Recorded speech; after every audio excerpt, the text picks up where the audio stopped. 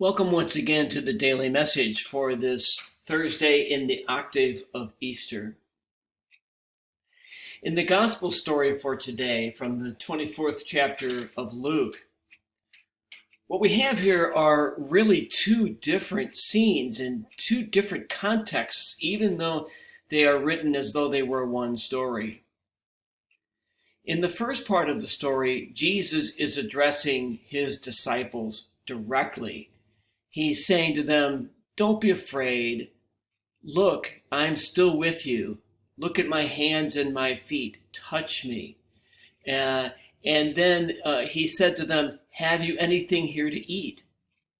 And they gave him a piece of fish, and he ate the fish in front of them. So those words are directed to the disciples. But then notice right after that, the author of the Gospel of Luke says, he said to them, "These are my words that I spoke to you while I was still with you." And so the context here has changed. And now these words are directed to the second generation of believers at the time when the Gospel of Luke was written, probably 50 or more years later after the death and resurrection of Jesus. Here it says, Jesus opened their minds to understand the scriptures. And he said that it's written that Christ would suffer and rise from the dead on the third day, that repentance would be preached to all the nations beginning from Jerusalem.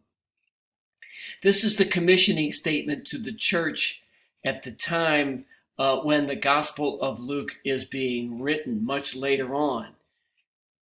And not only that, these words are directed to us as well. They're addressed to us.